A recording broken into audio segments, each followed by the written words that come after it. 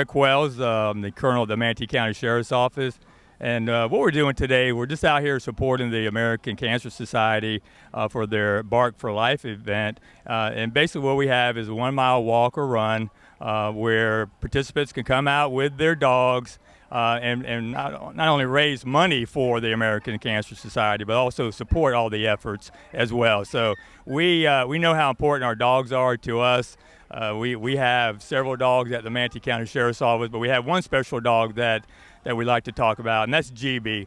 And GB is a very robust black Labrador Retriever. We're able to use him for a lot of our crimes against children when, kids are traumatized and they're having to go through just a very horrific encounter, not only with what just occurred, but now having to basically go over everything that has happened to them. So we bring GB into the room. He's able to connect with them instantly, and there's a bond there that not only comforts them, but really eases some of the pain that they're going through and allows them to help us figure out what went wrong and what we can do to bring that person to justice. So GB can do more in a few minutes than any law enforcement officer could ever do. So we really know how important our dogs are, not only to the law enforcement community, but to all families, and how therapeutic they are.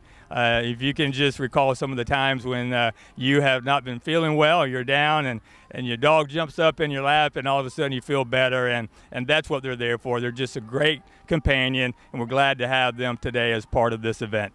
Well, we feel that it's very important that law enforcement truly connects with the community. If you're going to talk about community policing, if you're going to talk about working on issues in the community, then you have to embed yourself in that community, and you have to be a part of everything going on. So that's what we try to do on a daily basis. Is we want to support the community in good times. So when something tragic does happen, they know where our heart is. They trust us, and they know that we're there to help. I'm Steve Litschauer. Today we're representing S2 Timing. My wife Sharon is the chair of the 4th annual Bark for Life. Bark for Life is associated with the American Cancer Society's Relay for Life. It celebrates and recognizes the four-legged companions of caregivers and patients that deal with cancer on an everyday situation. So today we're out fundraising for the American Cancer Society and supporting those four-legged companions. One, it's important is, of course, it's a fundraiser. Two, it recognizes those caregivers and patients, and also what the animals do in the therapy and what can be done to help the caregivers and the patients for a companion. As in any service dog, they're great companions and caregivers. Okay, this being our 4th annual, this year it's the 2nd year here at Golden Paw. They're a great supporter of it. Earlier you saw that Chief Deputy Colonel Wells from the Sheriff's Office was here explaining what the Sheriff's Office has to offer in animals. One of our canines currently is here walking around. They offer, it's just not an attack dog, they do a variety. But the event has grown over the last 4 years, and we're very pleased with the turnout. A lot of the vendors come out and support the cause. A lot of them are associated with animals, begin with veterinarians, but there's a lot of others that are just out here supporting the community and getting all walks of life, because cancer does not see any demographics. It affects everybody. Well, number one is the Golden Paw for giving us this facility. Some of the other sponsors is New Balance, S2 Timing, the various vendors here, the chiropractic, the Raymond James, 20 Minutes to Fitness. There's many groups out here. One of the veterinarian groups sent a team of, I guess, 15 or 20 people to come out and walk and run today and supporting. Just contact, it will probably be the same time next year. We looked at November thinking it would be cool, but we can't control the weather. But just stay in contact with the American Cancer Society, watch their websites, their emails, and hopefully it will be in November of next year. Okay, hi, I'm Jan Pfeiffer. This is my hearing dog, Lizzie, and she's taking over for my 16-year-old, who was the first puppy in the hearing dog program. And I represent Florida Dog Guides for the Deaf, and I'm a member of the Bradenton East Golden Paw Lions Club. Well, hearing dogs, I'm totally deaf without my hearing aids. I live alone, and I can't hear the smoke alarm go off. And in case someone's at the door, my Lizzie will come and find me, jump on me, and take me to the source of the sound. My name is Joni Zimmerman. I am a detective for crimes against children for the Manatee County Sheriff's Office. This is Canine Gia. She's in training to be a electronic detection canine, which basically means that she'll be coming to search warrants with us and looking for electronic devices particular to what we're searching for. Basically, she's being trained on certain glues that are being used in electronic devices and are exclusive to the electronic devices. So with those scents is where she'll be trained, and hopefully she can pick them up. Well, because this is so new, we're not exactly sure. She isn't one of those dogs that are basically bought and trained already, so we're starting everything from scratch. So it could be a couple of years process. It could be, a couple months. We're just not sure at this point. We just got to see how her progress goes. Yes, it is. Right now, everything's so new to her because she's a puppy. So every scent and every dog just gets her so wound up and so excited. Gia, sit. Just the socialization, basically, being near people, being around other dogs, being around other animals, getting all the scents in that she can so that the distractions later on aren't as big. Okay, my name is Judy Rimmy, and my dog is Bailey. He's a 4-year-old golden doodle, and he's a therapy dog. It's wonderful. Bailey trains all the time because he entertains at nursing homes, hospitals, schools. So he enjoys kids, people, dogs, parrots, whatever. Right here at the Golden Paws Florida Guide Dogs, our Dog Guides Training Center, he went through basic obedience, advanced obedience, got his Good Canine Citizenship Award, and then went through therapy classes. Well, emotional support for people, right? He's also learning now to be a service dog for me when I get decrepit. He high fives, he knows right paw, left paw, bow, roll over. Sometimes he plays dead.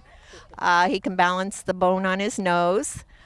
He's learning to weave, and he's learning to pray. He doesn't have those down yet, but he is learning.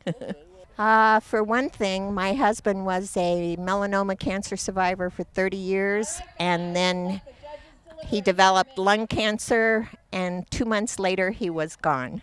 So they need more research, and this helps. Sure it does. It helps us get out to people what obedient dogs can do, no matter what breed, and how important training is for dogs. He is actually in training to be a hearing dog, and he is also going through the therapy program as well. He hasn't graduated from that yet. And tell me, what does a hearing dog do? What is it? Um, and how did he he get trained? he basically will alert me whenever my phone. All you have to do is stand here.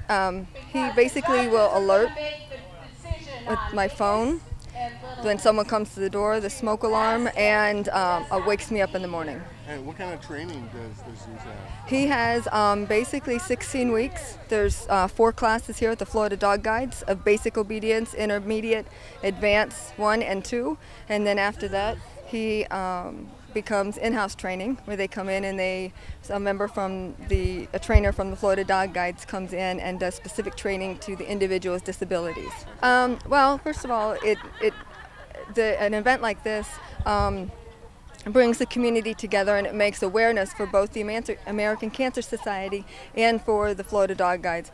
The Florida Dog Guides does a tremendous amount of charity work and volunteer work with the East Golden Paw Lions group as well.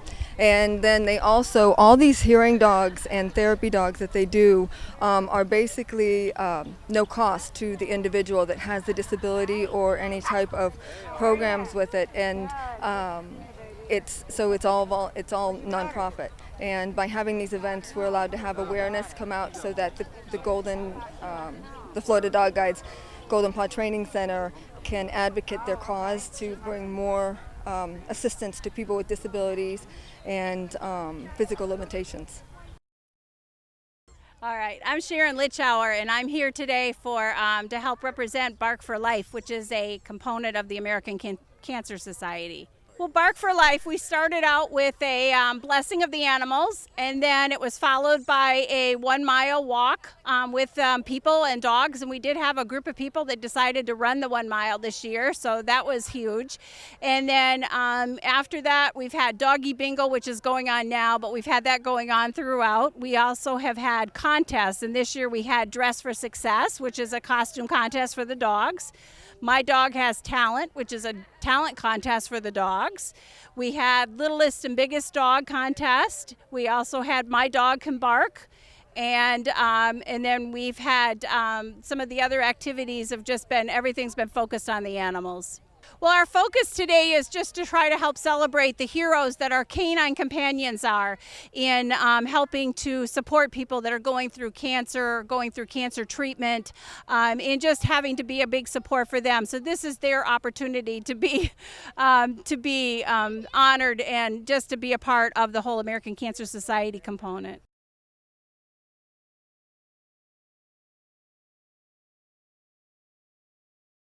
We're helping kind of raise awareness for everybody here. We participate in this event almost every year, so it's really fun for us. We get to give out a lot of free goodies, so as you see, everybody's kind of got our bags and tennis balls and frisbees, so we're just here to support. Super cute, actually. Zeus was probably my favorite, unbiased. He was Tiger Dog running around, so he was just completely adorable. But no, it was really fun. There was a lot of participants, so I was kind of surprised about the turnout that came, and it was a good time. Well, for talent, you're gonna look for, eye contact with the dog, obedience, following direction, things like that, because that's a bond between you and the dog, so that's what I would look for in talent. Best dress was kind of like the Dress for Success, that's what it was called, I'm sorry. Super funny as far as some of the costumes that the little dogs had. So Whoopee Cushion was unique. I like that. I hadn't seen that before. So that was kind of just something that everybody can participate in. And the last one was the size of the dog. So from smallest to biggest. So we got to see everybody who came out. Well, we didn't really have a big turnout for that one. Dallas kind of won. He was the only one, or she was the only one barking. But I would assume when you're looking for the My Dog Can Bark, you're looking for, range as far as hearing goes for that one. And pitch. Are we looking